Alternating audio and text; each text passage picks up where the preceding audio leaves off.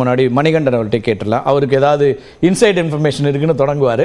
நான் அவருடைய பார்வையை கேட்டுருவோம். திரு மணிகண்டன், ஒரு திமுக கூட்டணியுடைய எதிர்ப்பு வாக்குகளை கன்சால்டேட் பண்ண வேண்டிய இடத்துல இருந்து அதிமுக அதை செய்யலை அப்படின்னு ஒரு வருத்தத்தை வெளிப்படுத்துறாரு.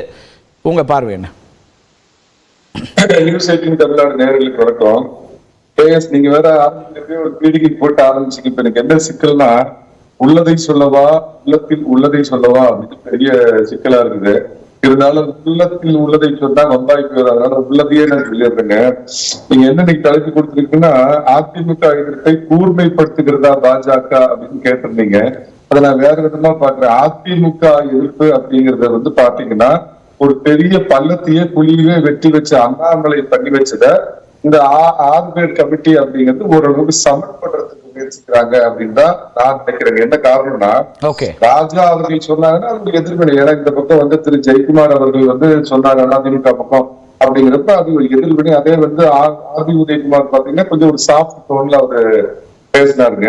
என்ன விஷயம்னா, அதாவது 2ஆம் கட்ட தலைவர்கள் பாஜகவுல பாத்தீங்கன்னா அவங்களுடைய எண்ணம்லாம் என்னவா இருக்குன்னு கேட்டீங்கன்னா, 2 பேருக்கும் சேர்த்து பொது எதிரிகள் திமுக தான். எதிர்கட்சிகள் வாக்கு மறுபடியும் பிளவுபட்டுச்சுன்னா திமுக 2வது முறை சுலபமா ஆட்சிக்கு வந்துருங்கிற கருத்து அவங்களுக்கு இருக்குதுங்க.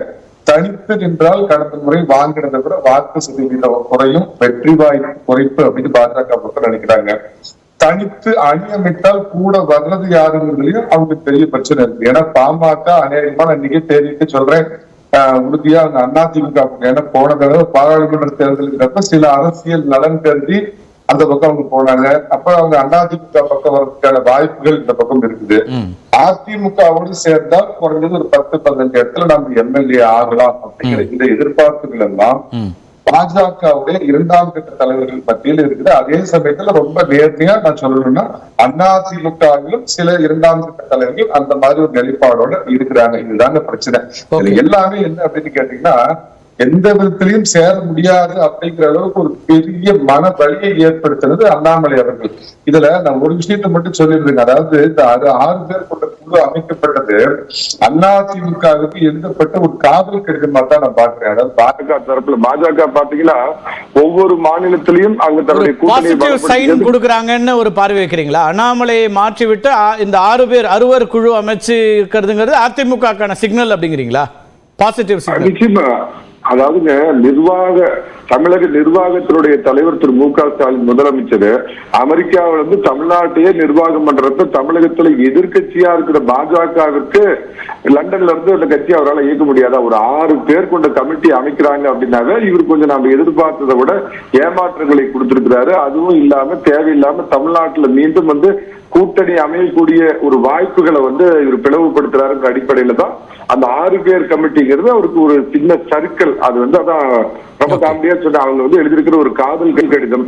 அந்த காதல் கடிதத்துக்கு அதிமுக பக்கம் இருந்து சமீட்சை வருமா இல்ல கண்ணடிப்பாங்களா அது எனக்கு தெரியாது. ஆனா வாய்ப்பு இல்லைன்னு தான் நினைக்கிறேன்.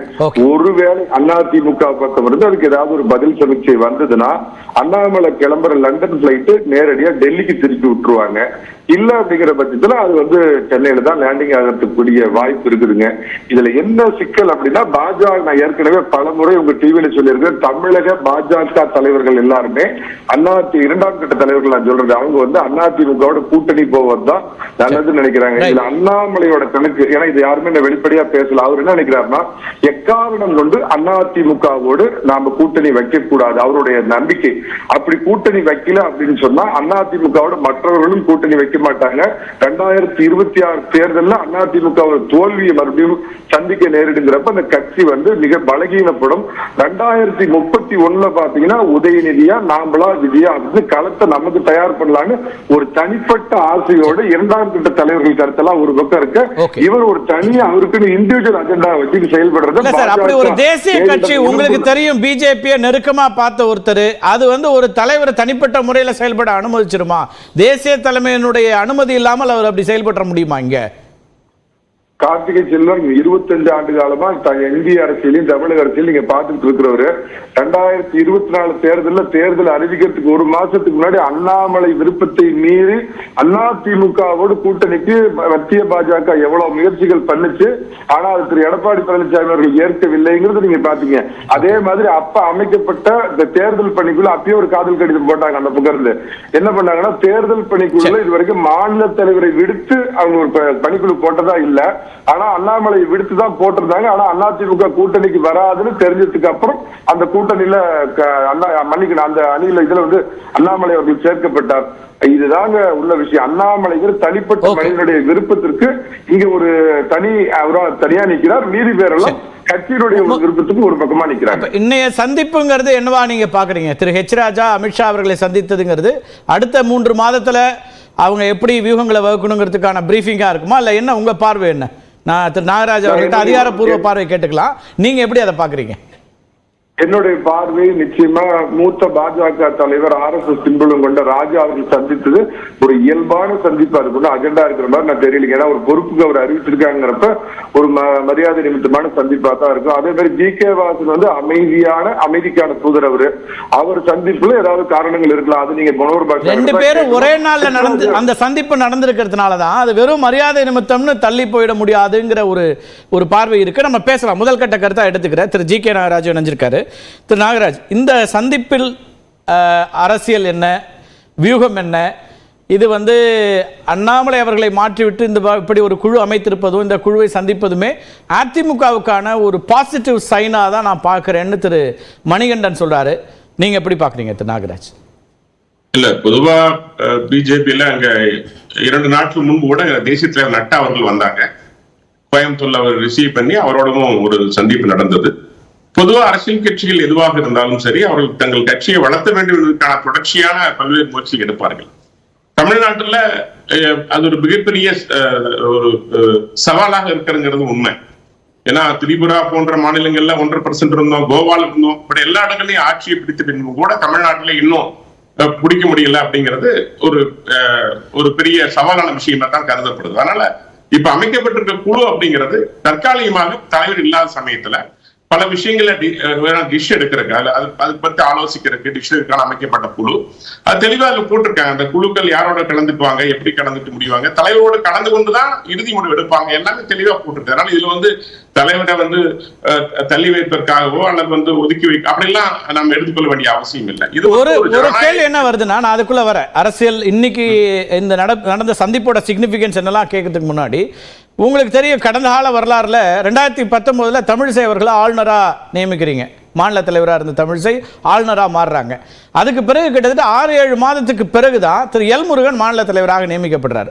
இடைப்பட்ட காலத்தில் பொதுச்செயலாளராக இருக்கக்கூடிய திரு கேசவ விநாயகம் அவர்கள் தான் பார்த்துக்கிறாங்க. அதாவது ஆர்கனைசேஷன் செக்ரட்டரியா இருக்கக்கூடிய ஒருவர், பொதுச் செயலாளர், அமைப்பு செயலாளராக இருக்கக்கூடிய ஒருத்தர். இன்னைக்கு ஒரு ஒருங்கிணைப்பு குழு அமைக்கப்படுது உடனடியாக. அப்படின்னா இது மணிகண்டன் அதான் சொல்றாரு, திரு அண்ணாமலையை ஒதுக்கி வச்சுட்டு இந்த குழுவை வைத்து அதிமுகவுக்கு ஒரு பாசிட்டிவ் சைன் கொடுக்குறாங்க. இந்த 3 மாத காலத்திற்குள்ளாக அதிமுக கிட்ட இருந்து பாசிட்டிவான சிக்னல்ஸ் இருந்ததுன்னா அல்ல அதிமுகவோட ரியாக்ஷனை பொறுத்து தான் அவர் இங்க வர போறாரா, டெல்லிக்கு வேறு பொறுப்புகள் கொடுக்கப்பட போகுதா அப்படின்னு ஒரு பார்வைக்கிறாங்க. இது புதுசா இருக்கே தமிழ்நாட்டு பிஜேபிக்கு. இந்த மாதிரி யூகத்தின் அடிப்படையில் நீங்க பொதுவா பாஜக குழு அமைச்சது ஃபேக்ட் தானே. நீங்க கடந்த காலத்துல அப்படி ஒரு குழு இல்லையே. 7 மாசம் திரு கேசவ விநாயகம் தானே கட்சியை நடத்தினாரு. இல்ல, இன்றைக்கு தேவை இருக்கிறதுங்க. ஏன்னா உள்ளாட்சி தேர்தல் வருகிறது, அடுத்து அதை நீங்க கூடியவர்களை சந்திக்க போறோம்.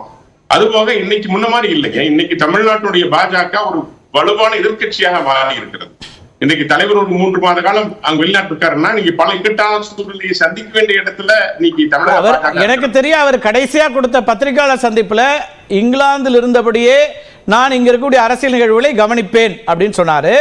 ஆனா அதுக்கு பிறகு ஒரு ஒருங்கிணைப்பு குழு போடப்படுகிறது. அவர் என்ன சொல்றாரு, திரு மணிகண்டன் இன்னொரு கம்பாரிசன் சொல்றாரு, முதலமைச்சராக நிர்வாக ரீதியா அதிக பொறுப்புல இருக்கக்கூடிய முதலமைச்சர் அமெரிக்கால இருந்து இங்க நிர்வாகத்தை பார்க்க முடியுதுன்னா ஒரு கட்சி தலைமை பார்க்க முடியாதா? அப்ப ஒரு குழு போடுறாங்கனாலே அது வேற சைன் அப்படிங்கிறாரு. இல்ல, குழு போடுறது நிச்சயமா கட்சியை மேலும் பலப்படுத்துதான், அது ஒண்ணும் மாற்றுக்கிறது இல்லைங்க. ஏன்னா இன்னைக்கு நான் ஹெச் ராஜா அவர்கள் சந்திச்சப்ப அவங்க சொன்ன ஒரே வார்த்தை, இன்றைக்கு நமக்கு கட்சி அடிப்படை கிளை ரீதியாக வலுப்பெற வேண்டும், அந்த பணியும் தூங்கணும் அப்படின்னாங்க. சோ அதுல அவங்க தெளிவா இருக்காங்க. வேற ஒன்றும் புதிய மாற்றங்கள் இல்லை. என்ன வளர்ச்சிக்கு எதை செய்யணுமோ அதை எல்லாரும் செய்ய போறோம். இங்கிருந்து கொண்டு செய்வதற்கும் லண்டன்ல இருந்து நீங்க செய்யறதுக்கும் வித்தியாசம் இருக்கு. இன்னைக்கு நேரடி பார்வையில திரு மணிகண்டன் ஒரு கேள்வி முன்வைக்கிறேன்றாரு, வச்சுட்டு வந்துடலாம் உங்கள்கிட்ட. மணிகண்டன் ரொம்ப சுருக்கமா. ஒண்ணு இல்லைங்க, 3 மாதத்துக்கு பாத்தீங்கன்னா திரு அண்ணாமலை அங்க இருந்து லண்டன்ல இருந்து ஒரு அறிக்கை கூட ஒரு அரசியல் ரீதியான அறிக்கை விட முடியாது. இது அவருக்கு வைக்கப்பட்ட செக் பேட். 2வது, அகில இந்திய தலைமை பார்லிமெண்டரி போர்டு அறிவிக்கக்கூடிய கூட்டணியை பற்றி ஒரு நியமிக்கப்பட்ட மாநில தலைவர் இவரே இந்த கட்சியோட கூட்டணி இல்ல, கூட்டணி உண்டு அப்படின்னு இவர் அறிவிச்சது மிகப்பெரிய எரிச்சலை மத்திய தலைமைக்கு ஏற்படுத்துறதுனால தான் உடனடியாக அந்த குழு அமைக்கப்பட்டது. நாகராஜ் பதில் சொல்லுங்க. அதாவது பாஜகவை பொறுத்த வரைக்கும் ஒரு தனி மனிதன் நடத்துகின்ற கட்சி அல்ல. அது திமுக மாதிரியோ அல்லது மற்ற கட்சிகள் மாதிரியோ அல்ல, காங்கிரஸ் மாதிரியோ அல்ல. இந்த கட்சியில ஒரு தலைவருக்கு சுதந்திரம் உண்டு. நீங்க எதை நோக்கி போறீங்க அதை நோக்கி சொல்லுங்க, அதை நோக்கி செல்லுங்கன்னு சொல்லுவாங்க. தலைவரை பொறுத்த வரைக்கும் பல தலைவர்கள் வந்து போயிட்டாங்க. நானும் அவர்கள் ஒருவராக இருக்க விரும்பல. நான் தமிழ்நாட்டில் மாற்றத்தை ஏற்படுத்த வேண்டும், பாஜக என்ற ஒரு கட்சியை ஆட்சியில் அமர்த்த வேண்டும் தெளிவா இருக்காங்க. மீண்டும் மீண்டும் அதிமுகவோடவோ திமுகவோடவோ கூட்டணி இருப்பது காங்கிரஸை போன்ற நிலைமைதான் தமிழ்நாட்டில் நமக்கும் ஏற்படும் அப்படிங்கறத தெளிவா உணர்ந்திருக்கிறாங்க.